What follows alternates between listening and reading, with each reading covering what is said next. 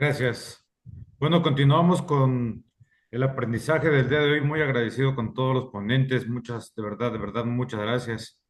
Bueno, vamos a darle paso ahora a la doctora Susana. No sin antes, voy a permitirme leerles parte del currículum que tiene ella, muy extenso también, al igual que el doctor Barbosa. La doctora Susana Sánchez Núñez, ella es originaria de España, graduada en podología por la UNAMRESA, Campus Manresa de la UBIC, perteneciente al grupo de investigadores de Iberoamérica, RIAFT, máster instructor de EBFA Global, especialista en entrenamiento descalzo, coach internacional, creadora terapéutica Exercise, mentoría, prevención y abordaje de lesiones y patologías, readaptación y prevención deportiva, evaluaciones funcionales y clínicas, experiencia con 26 años en el sector de fitness, 13 años trabajando en equipos multidisciplinares en readaptación deportiva, 7 años como formadora internacional en la empresa norteamericana EBFA Global, 15 veces ponente internacional en el área de la prevención, abordaje de lesiones, patologías y ejercicio terapéutico, interés en la investigación, tratamiento conservador en las lesiones y patologías de las y cómo estas influyen en ella nos dará lo más importante, ¿verdad? ¿A qué se refieren estas siglas? Abordadas desde el entrenamiento del pie descalzo, investigación reciente con resultados simulados sobre el efecto del barefoot training en el edema de la médula ósea en el pie de los corredores de fondo elite, ensayo clínico controlado aleatorizado. Consultas y formaciones info@entrenabarefoot.es. Démosle la bienvenida a la doctora Susana Sánchez. Doctora, muchas gracias por estar en este espacio. Muchísimas gracias a ustedes. Las siglas EEII y EESS me refiero a las extremidades inferiores y extremidades superiores, que también podrían ser miembro inferior o miembro superior. Vale, pues con su permiso Gracias. voy a compartir pantalla de nuevo y comenzamos. Comentar que bueno, tengo en esta presentación hay 22 patologías, pero como solamente dispongo de unos 45 minutos, pues haré aproximadamente unas 10. Hablaré de las 10 que son más relevantes, si les parece, y así podemos acortar un poco. Ya he agradecido a todas las personas que me han invitado a este evento, pero no puedo dejar de nuevo de repetir que me siento muy agradecida y muy afortunada de estar aquí esta noche con todos mis compañeros.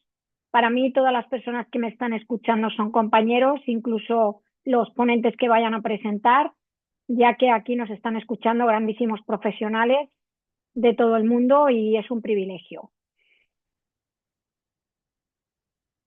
Como bien saben, hoy les voy a hablar sobre algunas de las lesiones deportivas más relevantes en cadera, rodilla y pie.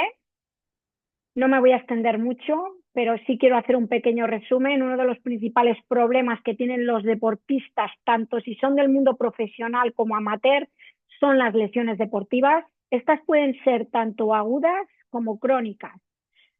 En la actualidad se observa que los entrenamientos son cada vez más exigentes, tanto en el número de horas de entreno como en la intensidad de las cargas. Esto, junto a unos periodos de descanso entre competición insuficientes, ha hecho que aparezcan de forma fácil las lesiones deportivas. Y dentro de estas lesiones, por sobrecarga. Estas lesiones son muy antipáticas y si no se actúa sobre su etiología, es muy fácil que se cronifiquen. El presente trabajo clasifica de forma sistemática y didáctica los distintos factores que a la larga, si incidimos en ellos, pueden disminuir la probabilidad de que aparezca una lesión deportiva. Seguro que me voy a dejar unas cuantas, ya que el tema de prevención de lesiones es un tema abierto y permanentemente, como bien saben, en revisión. Los avances tecnológicos de la actualidad han hecho que en los últimos años haya cambiado el diagnóstico, el tratamiento y la prevención de estas. He basado esta pequeña introducción en el estudio de Pifarré del 2009 sobre la prevención de lesiones en el deportista. Este autor, tuve la gran suerte de tenerlo como profesor en mi universidad, así que es un privilegio poder citarle en el inicio de esta conferencia. Aquí estarían todas las patologías de las cuales voy a hablar, pero como digo, voy a hablar de unas 10 aproximadamente para que me dé tiempo a que por lo menos alguien pueda hacer alguna pregunta. Vamos a comenzar con las lesiones de cadera. Las lesiones de cadera relacionadas con las actividades deportivas han sido poco abordadas. Sin embargo, han ido en aumento y su diagnóstico suele ser difícil o retardado. Incluyen múltiples afecciones y su recuperación suele ser, como muy bien saben, bastante larga. Las lesiones de la cadera relacionadas en el deporte ocurren entre el 5 y el 9% en atletas adultos. Las actividades con movimientos rápidos, aceleraciones, desaceleraciones y los cambios direccionales son la principal causa de tales lesiones, provocando daños corporales provocados por una transferencia de energía que excede la capacidad de mantener la estructura y la función íntegra durante el entrenamiento o competición. Las lesiones de cadera, así para concluir, relacionadas con el deporte suelen ser múltiples y son responsables de dolor en un gran número de atletas, fundamentalmente en el fútbol, la gimnasia y el béisbol. El diagnóstico precoz va a ser fundamental para evitar la progresión de la lesión y las mejores en diagnóstico radiológico y las posibilidades del uso de la artroscopia, por supuestísimo, han mejorado la evolución y el pronóstico para los atletas. Vamos a hablar de una patología muy importante que sobre todo en mujeres a partir de los 40 años es muy común, la bursitis trocanteria. La bursitis trocanteria es la inflamación de las estructuras que cubren el trocánter mayor, que es la parte más externa de la cadera. Se ubica en la región lateral del muslo, específicamente entre el glúteo y la ingle, como ven en la imagen, para utilizar un vocabulario un poco más coloquial. Sería más bien, en vez de ingle, a nivel del psoas. Su prevalencia e incidencia, como he dicho, es más común en mujeres a partir de los 40 años, en estados reumatológicos con alguna frecuencia en deportistas y jugadores de rugby, quienes por la forma de juego muchas veces hacen derrapes, por golpes laterales y por casos idiopáticos. La etiología y edad de aparición, como digo, insisto, es en mujeres a partir de los 40 años y en los corredores de fondo y ciclistas. Si hablamos de sintomatología y de clínica, el dolor localizado en la zona lateral de la cadera se irradia hacia las extremidades inferiores, simulando una citalgia, una ciática. Es un dolor localizado en glúteo mayor y tendón glúteo medio y se percibe como una hipersensibilidad a la presión del trocánter. La abducción y la aducción pasivas y la flexión en contrarresistencia suelen ser dolorosas. ¿Qué tipo de tratamiento podemos pautar para este tipo de pacientes?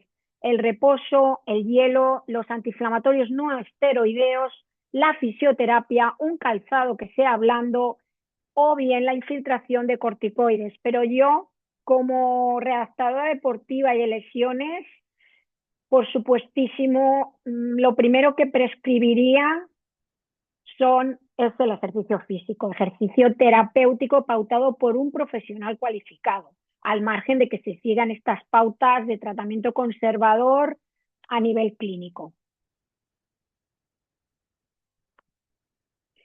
De la siguiente lesión que vamos a hablar también es una lesión muy común, son las lesiones del lámbrum acetabular. Por definirlo, es la patología relacionada con un choque femoroacetabular. La prevalencia e incidencia es en el adulto joven y su etiología y aparición es dolor en la cadera del adulto joven, artrosis precoz de cadera en el ámbito deportivo. Yo hablaría más de síndrome, como ha comentado el doctor Alfonso Barbosa, más que de artrosis, ya que es una palabra bastante coloquial. Si hablamos de sintomatología y de clínica, la clínica es dolor en la palpación en el trocánter mayor. Las lesiones más fundamentales son el CAM en hombres, que pueden observarlo en la imagen de la izquierda del todo. Es un sobrecrecimiento o chepa, si utilizamos una palabra así más coloquial, en la zona de transición entre la cabeza y el cuello femoral. Es lo que se llama un impingement de cadera. Después, en la imagen del centro, podemos observar lo que es el pincer, que es más común en mujeres, y es un sobrecrecimiento del borde acetabular que provoca un rozamiento contra la cabeza del fémur, provocando la rotura del labrum acetabular y poslesiones condrales articulares. Y luego está la mixta, que sería una combinación de las dos anteriores, para que pueden ver en la imagen, que sería un poco la de la imagen de la izquierda y la de la derecha. Esa sería la mixta. Si hablamos de sintomatología, pues se inicia a nivel del psoas, después del deporte o del esfuerzo. En el siguiente estadio del psoas pasa a la cara anterior del muslo también, durante y después del deporte o después de estar sentado o sentados después de largos periodos de tiempo. Mejora con antiinflamatorios no esteroideos, por si alguien no sabe qué son los antiinflamatorios no esteroideos, serían por ejemplo el ibuprofeno y el naproxeno, son dos antiinflamatorios no esteroideos. Por supuestísimo, fisioterapia y ejercicio terapéutico pautado por profesionales cualificados con conocimientos en anatomía y biomecánica. Como tratamiento, pues insisto, el tratamiento conservador son los AINES, la fisioterapia, el ejercicio terapéutico y las infiltraciones articulares, que van a reducir temporalmente el dolor. Si se pueden evitar las infiltraciones, casi que mejor para la articulación. ¿Qué más les puedo comentar? Que también puede ser quirúrgico en algunos casos. Se realiza la artroscopia para remodelar y reparar las estructuras que estén afectadas, que son las encargadas de provocar ese rozamiento y mejorar, y claro, con esta intervención pues se va a mejorar la calidad de vida del paciente y se va a evitar una progresión continuada para que pueda volver a realizar su vida laboral y deportiva. Comentar que cuando hay roturas del labrum no suelen dar las intervenciones quirúrgicas muy buenos resultados. Por ello es importante preparar previamente al deportista o a la persona antes de la intervención para evitar pues que no funcione correctamente esa intervención. Como no, tengo que hablar de la marcha de Trendelenburg, ya que es muy común en todos los deportistas y personas sedentarias. La marcha de Trendelenburg es un trastorno de la marcha caracterizado por una parálisis del músculo glúteo medio, que produce un movimiento basculante de la pelvis, como están viendo en la imagen de la derecha. Eso sería el signo del Trendelenburg. La prevalencia e incidencia pues es en adultos mayores y en deportistas, pero también en personas sedentarias. Si hablamos de etiología y de edad de aparición, es una luxación congénita de la cadera, coxavara por causa idiopática, fractura del cuello femoral mal consolidada y la enfermedad de Pertes, el deslizamiento epifisiario y el raquitismo. No vamos a hablar de todas estas patologías porque es imposible en 45 minutos, pero bueno, las cito por si tienen interés de buscar información sobre ellas para que sepan que también son causantes de este signo de Trendelenburg. Si hablamos de sintomatología y de clínica, cuando nos colocamos en la posición del single leg stance, que sería la posición de apoyo unipodal, es decir, sobre una pierna, los músculos abductores, los ABD, de la pierna de apoyo, nivelan la pelvis en este plano, de forma que van a mantener la pelvis del otro lado al mismo nivel, como están viendo en la imagen de la izquierda, de forma que van a mantener la pelvis del otro lado al mismo nivel en la que se encuentra en el aire cuando estamos sobre una pierna. cosa que no ocurre cuando existe esa deficiencia del glúteo medio. ¿Cuál es el tratamiento? Pues recuperar esa funcionalidad del músculo glúteo medio para que haya un equilibrio en la pelvis y en general de toda la musculatura profunda del core, que como bien saben, entraría el diafragma pélvico, el diafragma del suelo pélvico y los músculos pelvitrocanterios de la cadera, que son los principales rotadores laterales profundos. No puedo dejar, estoy hablando de bastantes patologías de cadera, ya que la cadera es el motor de todos los deportistas. Y creo y considero que es importante que hable más de este tipo de patologías que de otras zonas. Cómo no, tenemos que hablar de las disimetrías. El crecimiento es un proceso dinámico y cambiante durante la maduración. Por ello es normal que las extremidades inferiores establezcan compensaciones como es la basculación de la pelvis, la flexión de la rodilla y el equinismo del pie. Esto hace que las pequeñas hipometrías a menudo pasen desapercibidas o ocasionen diferentes molestias. Se originan en el nacimiento y en la edad infantil, fíjense. Muchas disimetrías suelen ser causa de una desalineación. La diferencia de longitud de una extremidad respecto a otra puede ser causada por un exceso de crecimiento, una hipemetría. Falta de crecimiento, que sería hipometría, para que entiendan la diferencia entre hipermetría y hipometría. Entre la fisis distal del fémur y la tibia suponen el 65% del crecimiento total de la pierna. ¿Cuál es su prevalencia e incidencia? Pues es un trastorno común que sufre 1 de cada 3 personas, imagínense. Etiología y edad de aparición. La etiología, si es congénita, sería una anegesia del peroné, que es un desarrollo defectuoso del peroné. Luxación de cadera es cuando los huesos se desvían, pueden estar provocando un estiramiento. También la pseudoartrosis de tibia y de fémur, que es una no buena fusión entre la tibia y el fémur. El pie de piña, que es un pie equino, cabo, varo, son pies que normalmente no tienen un buen apoyo a nivel del antepié y van en inversión constantemente. Suelen ser niños que tienen problemas, algún tipo de problema neurológico. También pueden existir las disimetrías que son adquiridas, que provocan acortamientos, como son los traumatismos de la metáfisis de crecimiento por un accidente de coche, la osteonecrosis y la osteocondritis disecante, que son enfermedades de tipo idiopático. Las deformidades en varo o en valgo es cuando las rodillas van para adentro o cuando las rodillas hacen esta forma, que serían varo, que es cuando el segmento distal se junta y el segmento proximal se aleja de la línea media corporal, para que entiendan un poco. La contractura en flexión de la cadera y de la rodilla, que es una espasticidad de los flexores, que suele ser un trastorno del sistema nervioso cuando los músculos están contraídos de manera permanente, enfermedades neurológicas a consecuencia de la poliomielitis. Yo no sé ahora mismo en Iberoamérica, pero por ejemplo la poliomielitis no es ya común aquí en Europa. Ya hace muchísimos años que no se encuentra ningún tipo de este caso, de esta patología.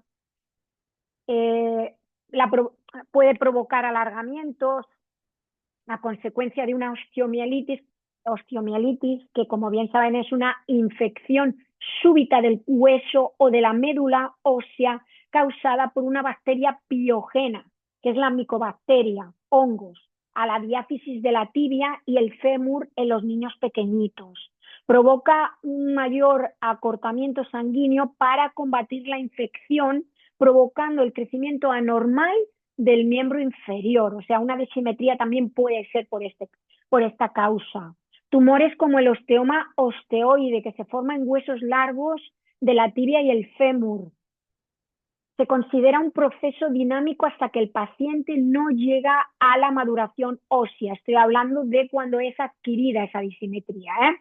Entonces, Las niñas serían entre los 13 y los 16 años, para que vean un poco el rango de edades, y los niños entre los 16 y los 18 años. La sintomatología clínica sería la alteración de la marcha, molestias al caminar, postura escoliótica, es decir, con chepa para que lo entiendan. La clínica sería pues una alteración de la marcha, repercusión estética, mayor acortamiento reales, que tienen como causa principal la alteración metafisal del cartílago de crecimiento en los niños. Los acortamientos aparentes en adultos se pueden originar a consecuencia pues, de una correcta falta de tratamiento en un genuvaro, que era lo que me comentaba antes, cuando el segmento proximal se separa y cuando el segmento distal a la línea corporal se aproxima. En valgo sería el contrario. El genu valgo es cuando las rodillas se juntan y los pies se alejan. El pie plano, que es un pie que tiene el arco caído, que está colapsando, las contracturas musculares y las malas posturas. ¿Cuáles son los objetivos en un tratamiento? Pues equilibrar esa pelvis. Al final del tratamiento debe de quedar de manera horizontal, sin ninguna basculación, es decir, sin el signo de Trendelenburg. Conseguiremos unos miembros inferiores que sean proporcionados y simétricos, con los segmentos homólogos de igual longitud, es decir, con las rodillas a la misma altura. Por ello es importante adecuar la funcionalidad de todas las extremidades inferiores, tanto durante el crecimiento como después de la madurez. Hay que buscar qué limitación es la funcional del paciente para mejorarla. Luego, si hablamos de disimetrías reales, pues una disimetría real sería menor de 1 centímetro, que por ejemplo en algunos casos habría que poner un alza que sería al 50%, 0,5 centímetros, que son las más frecuentes. No suelen necesitar tratamiento porque no producen alteraciones de la marcha ni son casos de escoliosis.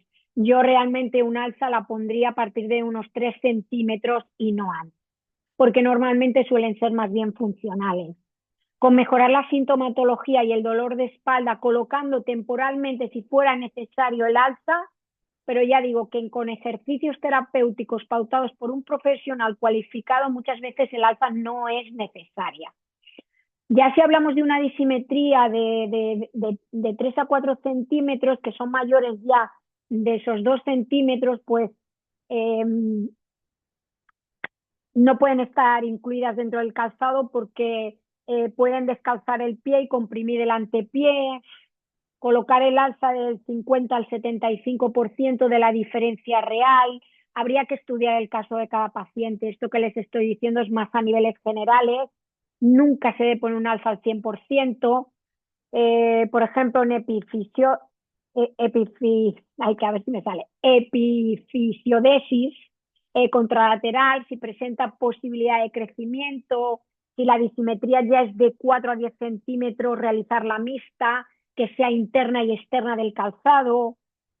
Y bueno, está también el tratamiento quirúrgico de acortamiento o de alargamiento y por último están ya las disimetrías posturales, que es una corrección de los trastornos frontales, por ejemplo en el pie y en el tobillo, mediante soportes plantares para los pies varos o los pies valgos, ¿vale? Que es cuando el talón colapsa hacia adentro, sería valgo, que es lo que conocen ustedes como pie pronado o pie supinado. Los podólogos también hablamos de varo y de valgo, igual que genu valgo y genu varo en rodillas.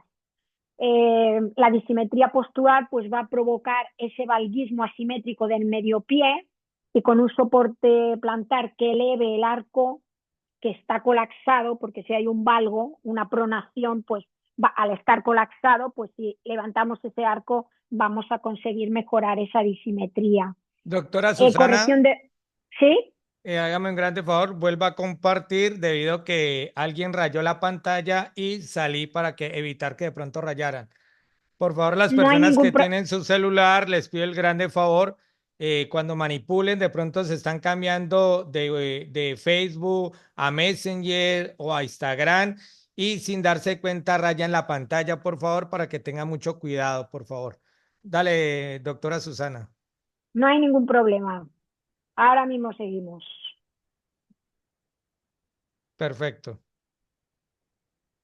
Vale, pues les estaba hablando a nivel de la rodilla, del genuflexum reductible. Cuando hablo de reductible me refiero a algo que es reversible, es decir, algo que todavía no es estructural, que no se ha deformado del todo. Entonces, se puede rectificar con facilidad, ¿vale? El genuflexum. Genuflexum es cuando una rodilla está en flexión. También es lo que están viendo aquí en la imagen. Esto sería un genuflexum porque la rodilla está en flexión. Ven que la otra está en extensión. Normalmente cuando hay una disimetría, la pierna larga va a estar en flexión y la pierna más corta o la que está normalizada va a estar en extensión. Requiere de rehabilitación basada en estiramiento del sistema aquileo-calcáneo plantar, así como reforzar la musculatura de los isquiosurales y el vasto medial para mejorar la fijación de la rodilla. Este tipo de trabajo debe ser indefinido y es por ello que el paciente mejora. No se pueden imaginar a qué velocidades puede llegar a mejorar el paciente con este tratamiento. Luego tenemos el genuflexum irreductible, que este sí que ya no es reversible. Es inoperable y se compensa exclusivamente con un alza. Cadera y pelvis, genuflexum irreductible, se acompaña de deformidades subyacentes, es decir, viene a consecuencia de otra patología.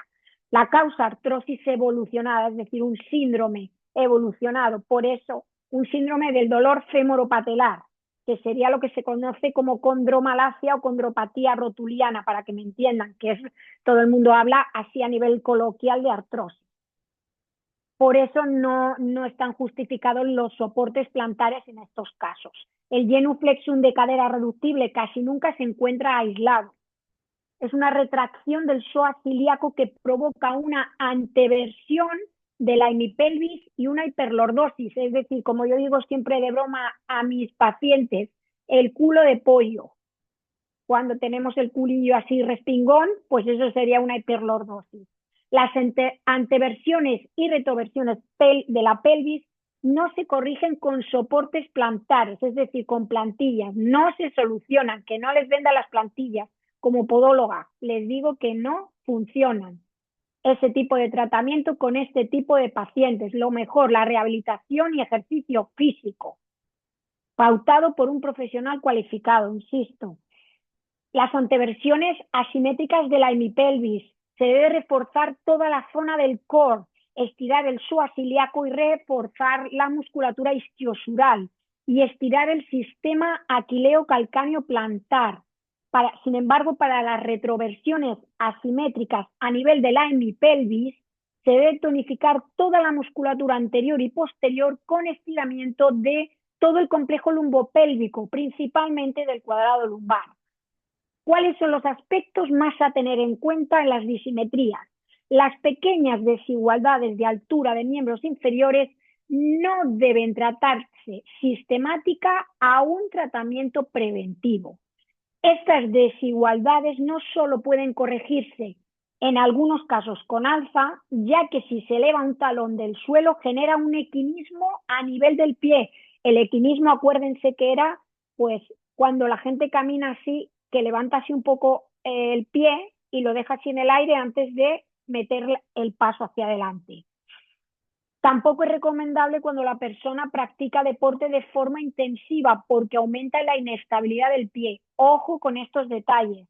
La compensación con cuña del talón a metas es menor que si compensan con una plantilla completa. Es decir, es que a veces el alza se pone solamente en el interior del zapato, debajo de la plantilla del calzado o del soporte plantar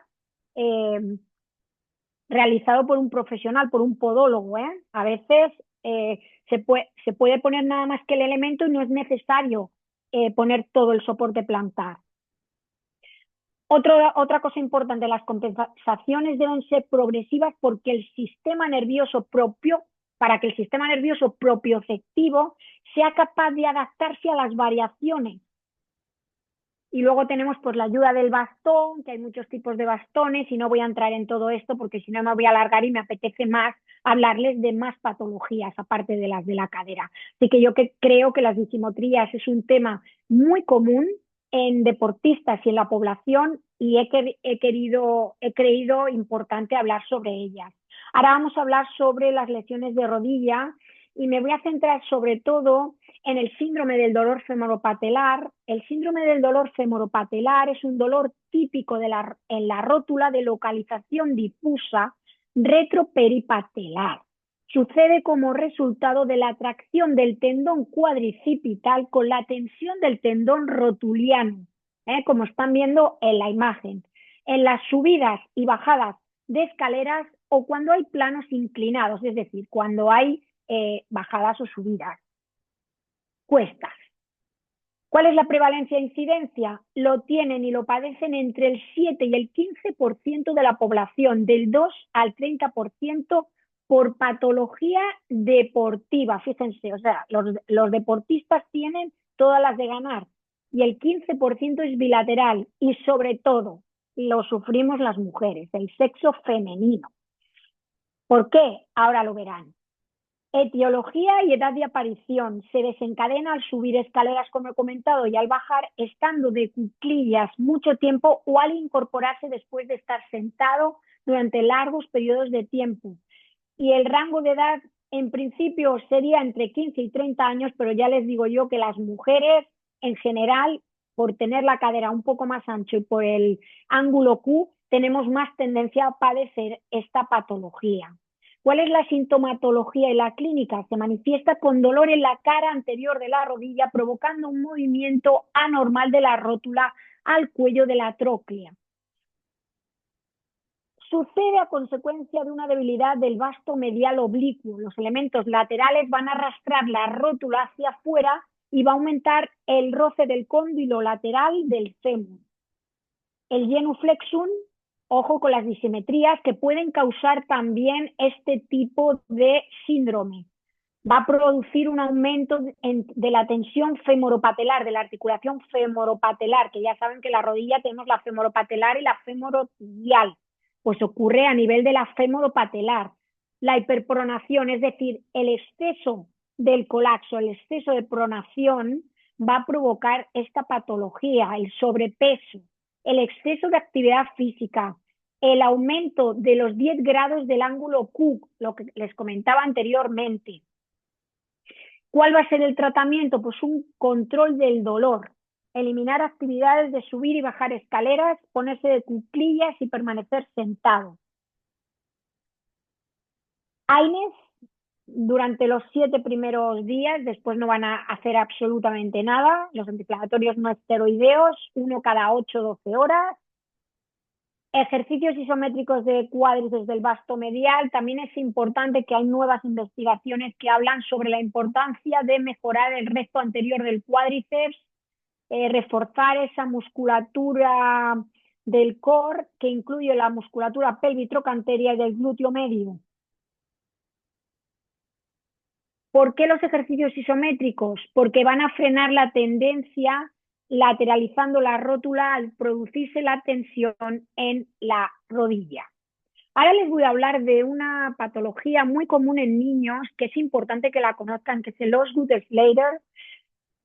Es una osteocondrosis o apófisis de tracción del tubérculo anterior de la tibia, de la TTA, del tubérculo anterior de la tibia. La prevalencia e incidencia es el sexo masculino bilateral en el 20% de los casos. Si hablamos de etiología y de edad de aparición, se debe a sobrecargas y tensiones repetitivas en el tendón rotuliano, como están viendo en la imagen, sobre el tubérculo tibial. Los niños que lo padecen, fíjense, entre 10 y 15 años de edad, niños muy jóvenes. Sintomatología y clínica, dolor en la TTA anterior que irradia la rótula. Ya están viendo en la imagen que está esa zona de color más rojiza. Aparece a la flexión pasiva, es decir, en el rocker 3. ¿Cuál es el rocker 3? El balancín es la fase de despegue de la marcha. Cuando el pie despega, en ese momento de despegue del pie del suelo, en ese momento es justamente cuando ocurre este dolor.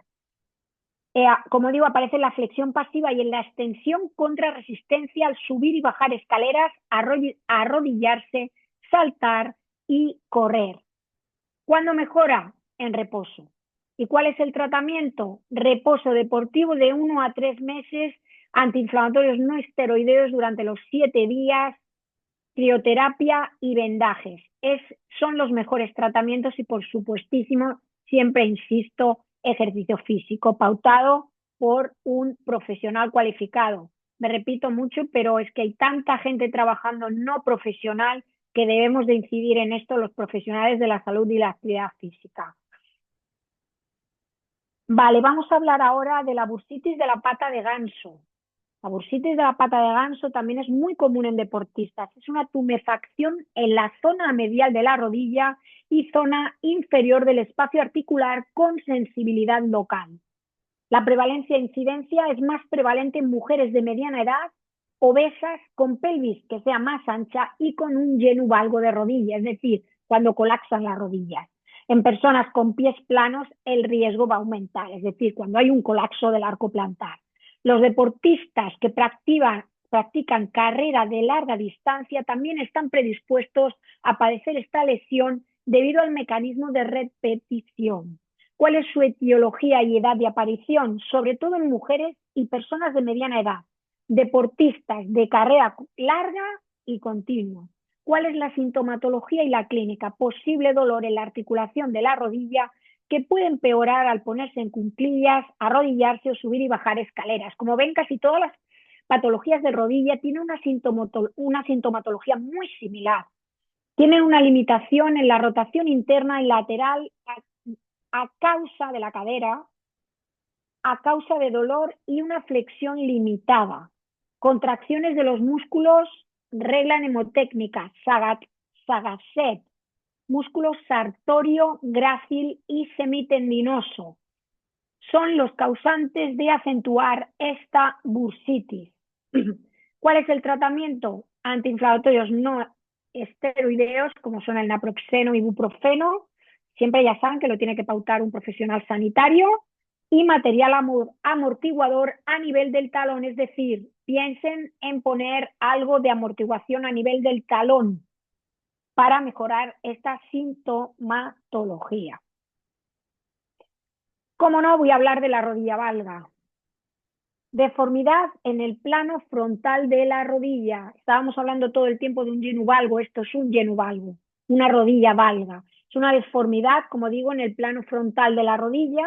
Su prevalencia e incidencia esta postura es típica del niño entre los 4 a los 6 años y suele acompañarse de una apariencia de pie plano. Durante el desarrollo va a ir disminuyendo la postura de valgo, que será definitivo hasta los 7 años. La etiología y edad de aparición, pues hay 3 estadios. El primero, nacimiento con genu varo, que sería el contrario, es decir, serían las piernas así, en este sentido. Las rodillas no se juntan, sino que se alejan de la línea media corporal y el segmento distal, que son los pies, se juntarían para que me sigan. Como digo, hay 3 estadios, el de nacimiento, que es el genu varo, 18 meses, que es lo que llaman los médicos las piernas rotas, de 4 a 6 años sería un valgo fisiológico. Cuando digo fisiológico es que es un valgo normal. Está dentro de los rangos normales de edad. Sintomatología clínica. A los padres les llama la atención el posicionamiento de las rodillas con forma de X, que es lo que están viendo en la imagen, y suelen acudir al médico especialista o al podólogo. Solo existen niños obesos que pueden padecer cansancio y que les cuesta caminar.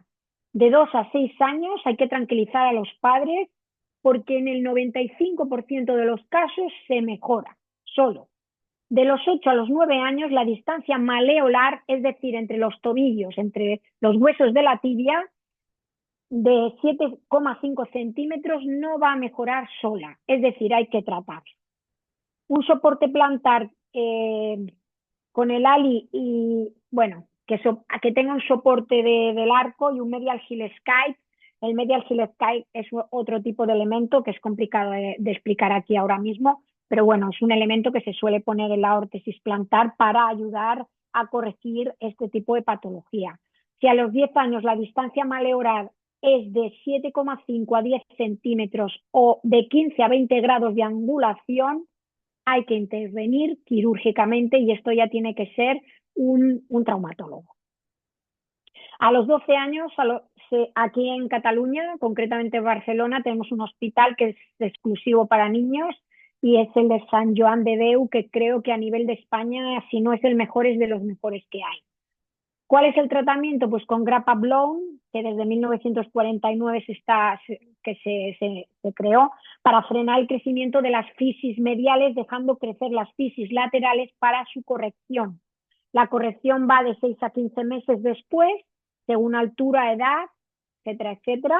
Y la rodilla valga después de cerrar las fisis, osteomas suelen aparecer los osteomas femorales. Así que cuidado con las intervenciones quirúrgicas, que no siempre son las más acertadas. Profe Hilder, ¿podría decirme cuánto tiempo me queda? 15 minutos exactamente, maestra. Genial, genial, porque así les puedo hablar de las patologías del pie, que es lo que más me gusta a mí. Me gusta lo de la extremidad inferior, pero ahora vamos con el pie, que hay muchas patologías muy comunes que seguro les van a parecer de lo más interesantes. Muy bien, según Sánchez Fernández y resto de autores, en el 2016, la biomecánica funcional del pie y el tobillo comprende las lesiones en el deportista. Durante la práctica deportiva, el pie está sometido a cargas biomecánicas transmitidas por sus estructuras que le dan funcionalidad. Hay diferentes tipos de funciones: soporte, locomoción, percusión y ataque. Para llevar a cabo estas funciones biomecánicas es necesario el funcionamiento de todas las estructuras que conforman la articulación. Cuando el atleta presenta dolor del tercio distal de la extremidad o solo del pie sin antecedentes de trauma, hay que sospechar de anormalidades biomecánicas. Creo que como introducción este estudio es de lo más interesante. Hablemos de las alteraciones musculoligamentosas en el pie plano, una patología muy común en niños y en adultos, porque en adultos sería un pie plano adquirido, es decir, que se va adquiriendo con el tiempo. El pie plano engloba las malas posiciones del pie que cursan con una disminución del arco longitudinal interno, es decir, del arco interno del pie. ¿Qué es? Pues lo definimos como una disminución de la bóveda plantar asociada a la deformidad en valgo del retropié, es decir, la pronación del pie. Para que me entiendan, cuando los talones colapsan hacia adentro. Me gusta hablar en vocabulario así más técnico para que vayan aprendiendo un poco lo que es la jerga en podología. Creo que es interesante, pero voy traduciendo a la vez y así todo el mundo me entiende. ¿Cuáles son las causas? Pues pies planos por alteraciones óseas, pies planos por alteraciones musculoligamentosas, pies planos por alteraciones neuromusculares, y entre los pies planos por alteraciones óseas vamos a encontrar alteraciones en la patología a nivel del hueso navicular, que es una insuficiencia del músculo del tendón del tibial posterior, que es un músculo importantísimo, que es el encargado de elevar el arco plantar. Es decir, esto sería el arco longitudinal interno, que en esta imagen no se puede observar porque hay una caída considerable del arco. Lo normal es ver una bóveda aquí, por eso se llama bóveda medial, ¿eh? Esto es la bóveda, la del arco plantar, que este pie pues no lo tiene, carece de esa bóveda. Las fracturas talámicas del hueso calcáneo, el hueso calcáneo pues es el hueso del talón, se produce un hundimiento del mismo dando lugar a un pie plano. Igualmente las fracturas de luxación del hueso navicular. El hueso navicular se encuentra situado, pues fíjense, este es el maleolo tibial. Para que se hagan una idea, esta persona el navicular lo tendrá aproximadamente aquí abajo, pero lo normal es que estuviera a esta altura aproximadamente, porque tiene que estar aquí, porque siempre, perdón, que se me ha pasado la diapositiva, aquí. Tiene que estar más o menos a esta altura, estaría el navicular, y tendría que estar más elevado, por eso es un pie plano, porque el arco está colapsado. Como digo, las fracturas tálmicas del calcáneo se produce un hundimiento del mismo, dando lugar a un pie plano, igualmente en las fracturas luxación del navicular. En los procesos infecciosos se pueden producir las destrucciones óseas del hueso, que pueden dar lugar secundariamente también a los pies planos. Vamos a hablar de las alteraciones musculoligamentosas. Esta constituye la causa más frecuente de las consultas en cirugía ortopédica pediátrica. He de decir que hasta los 2 años y medio o 3 no se debe actuar sobre dicha patología, insisto, que no operen a los niños con esta edad porque es incorrecto. Con frecuencia los padres consultan preocupados porque el niño camina de puntillas o no es evidente el arco plantar. El caminar de puntillas no debe de alarmar a los padres, ya que constituye un método espontáneo de corrección y tonificación muscular. Los niños solitos se ponen a caminar de puntillas para mejorar esa flexión plantar y que ese arco, esa bóveda plantar aumente. En cuanto a la evidencia del arco plantar, en muchas ocasiones se trata de falsos pies planos, debido a que existe un aumento del panículo adiposo, es decir, hay más cantidad de tejido adiposo de la planta del pie. El aumento de peso por sí solo no puede dar origen a un pie plano, sino va unido de un trastorno hormonal que actúe sobre la cápsula y ligamentos que provoquen una distensión de los mismos y secundariamente de un pie plano. En las artritis reumatoides, por ejemplo, también se produce un pie plano y no es debido a las deformidades óseas que se producen, sino la insuficiencia ligamentosa que resulta de las distensiones de las cápsulas articulares, ocasionando derrámenes y destrucciones del pano sinovial.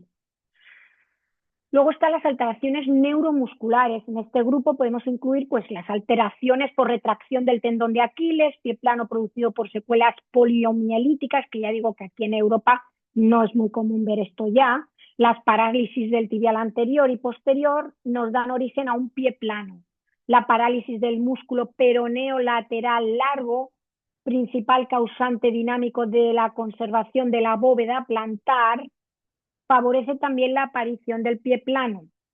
El pie plano en parálisis espásticas, es decir, cuando hay un espasmo muscular, coloca el pie en actitud viciosa, es decir, en actitud incorrecta. ¿Cuál es la clínica? Pues pies deformes, dolor y cojera. La cojera o alteración de la marcha es la clínica más frecuente del pie plano laxo en los niños. ¿Cuál es el diagnóstico? Realizamos una exploración clínica y exploración complementaria.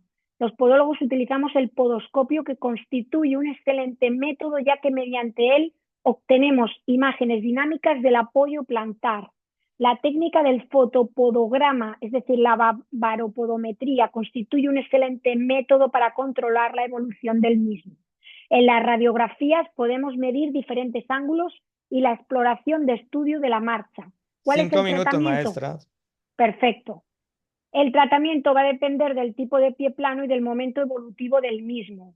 El pie plano del astrágalo vertical va a ser quirúrgico siempre, y un pie plano contracturado precisa de tratamientos médicos, fisioterapéuticos y de profesionales de la actividad física y el deporte especializados desde el entrenamiento del pie descalzo. El entrenamiento del pie plano idiopático, que es el que más frecuentemente se ve en consulta, debemos de realizar siempre tratamiento profiláctico, ortopédico y quirúrgico. Y ahora pues les voy a hablar de otra lesión que es muy común, que es la fasciosis plantar. Porque como no me va a dar tiempo a hablar de nada más, vamos a hablar de la fasciosis plantar, que no fascitis. Insisto, la fascitis plantar no existe. La fascia plantar no, en la fascia plantar no se genera jamás de los jamases ningún tipo de inflamación. Itis significa inflamación y la fascia no se inflama. La fascia se degenera el tejido conectivo que hay en la fascia plantar y ocurre por sobreuso. Así que hablemos de fasciopatía plantar o de fasciosis plantar, no de fascitis. Como digo, la fasciosis plantar es una de las causas más comunes del dolor del talón. Implica la inflamación de una banda gruesa del tejido que atraviesa la planta del pie y conecta el hueso del talón con los dedos de los pies. Estoy hablando de la fascia plantar. La fasciosis plantar comúnmente causa un dolor punzante que suele aparecer con los primeros pasos en la mañana. Luego de que uno se levanta y se mueve, el dolor normalmente disminuye, pero puede reaparecer después de estar de pie por periodos largos o cuando uno se pone de pie después de estar sentado bastante tiempo. Se sabe poco sobre la causa de la fasciosis plantar. Es más común en las personas que corren y que tienen sobrepeso. Y también cuando hay un arco, cuando hay un colapso del arco longitudinal interno, cuando hemos hablado del pie plano.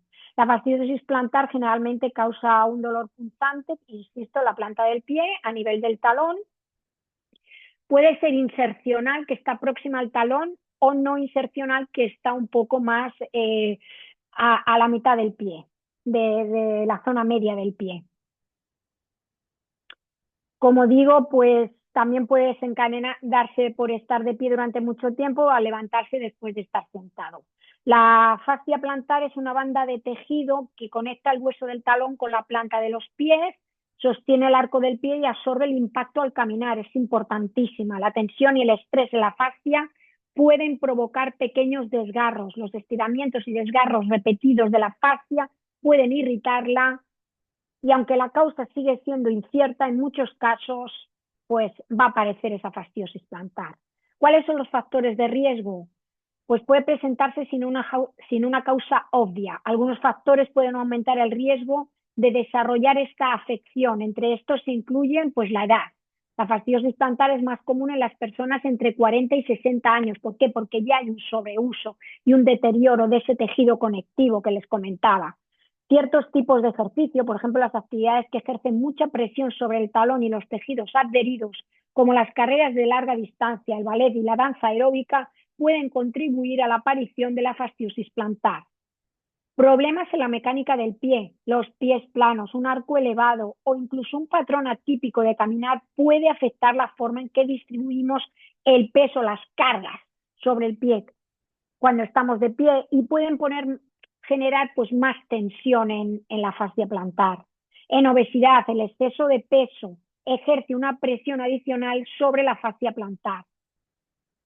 Profesiones en las que las personas deben de mantenerse de pie, pues los trabajadores de fábricas, los maestros, los camareros, otras personas que pasan la mayor parte de las horas de su trabajo caminando de pie sobre superficies duras, pueden tener un mayor riesgo de sufrir fasciosis plantar.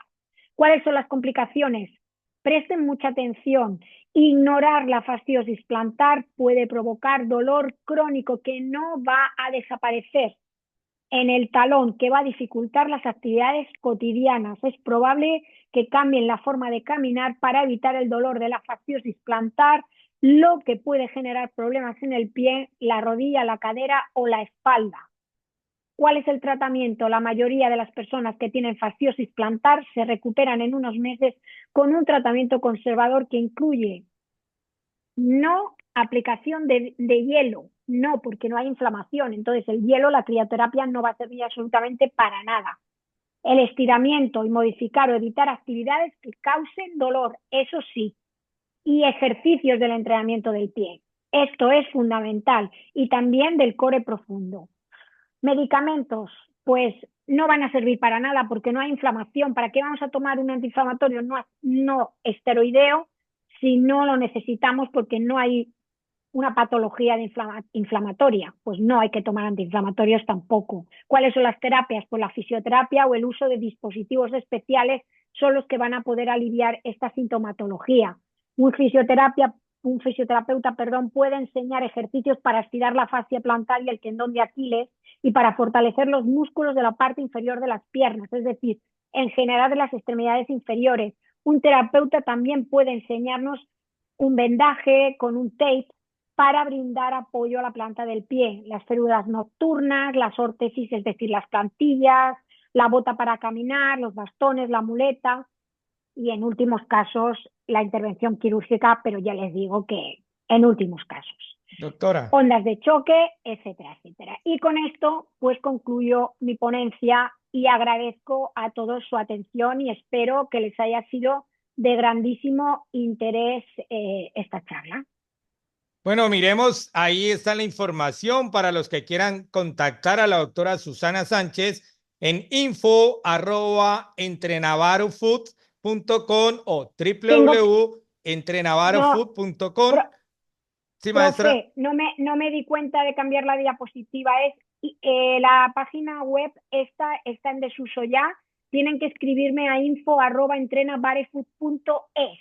Ni el correo ni la página web están en funcionamiento. Y bueno, me equivoqué. Las redes sociales es Barefood España.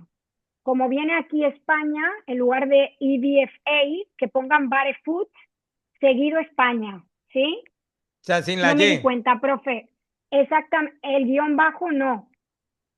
El guión bajo no, ni esto tampoco. Aquí sería @barefood y como viene aquí seguido, junto Barefood España.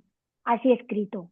Esa es mi... No me di cuenta de cambiar esto, disculpen. Así Tranquila, que ya maestra. lo tienen, ya tienen mi... De todas maneras, ahora en el chat se lo pongo a todos los compañeros por si alguien está interesado. Voy a Démosle dejar ese de... fuerte aplauso a la doctora Susana Sánchez, que se vean esas manitos, fuerte, fuerte ese aplauso. Profe Amando, vamos a aprovechar que nos quedan 2, 3 minuticos para si alguien tiene alguna pregunta, aprovechemos. Eso sí, no preguntas para consultarle, que le mande, que le recomiende, no, preguntas directas porque hemos tenido unas preguntas donde se necesita una consulta completa y no, estamos básicamente preguntas generales y ya si es un caso específico toca que contactar directamente a la doctora Susana Sánchez.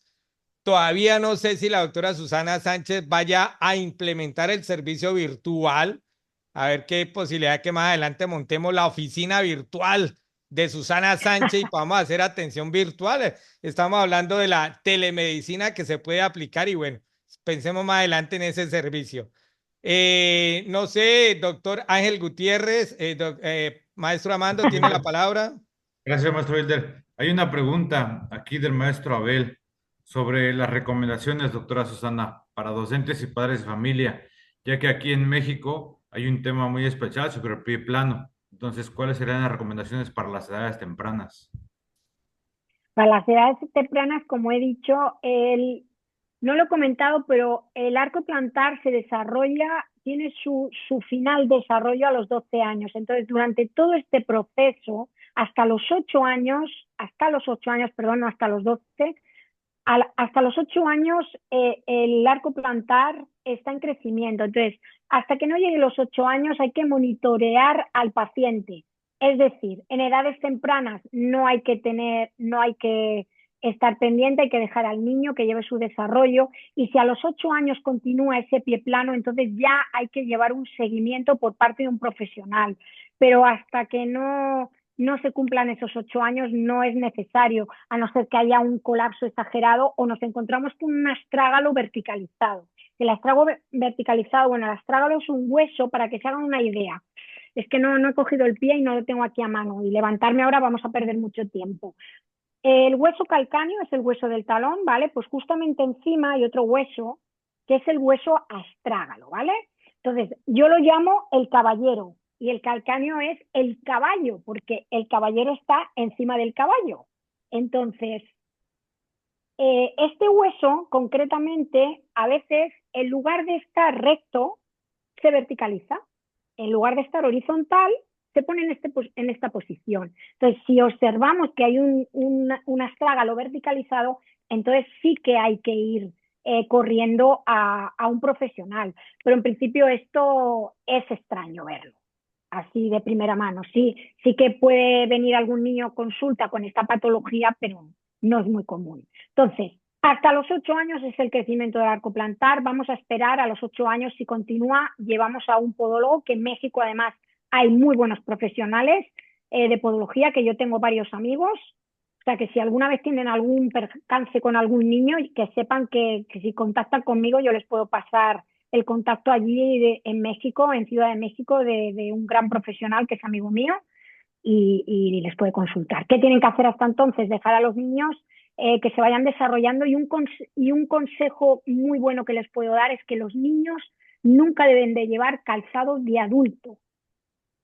ni muy ni excesivamente amortiguado. Los niños tienen que llevar un calzado respetuoso y calzados de niños, no de adultos, porque las modas, los niños tienen mucha tendencia a querer llevar el calzado de adulto y esto es lo que hace que ese arco no se desarrolle como debería de desarrollarse. Otro consejo importante, los niños en casa tienen que estar descalzos, no ponerse zapatillas ni calcetines. De hecho, si observan a los niños, nada más llegar a casa lo primero que hacen es quitarse todos los calcetines y los zapatos. Y es por eso, es que inconscientemente hacen lo que deben de hacer. Así que por favor no regalen a los niños porque el hacer que se calcen puede causar que haya un mal desarrollo de ese arco plantar y que se forme ese pie plano.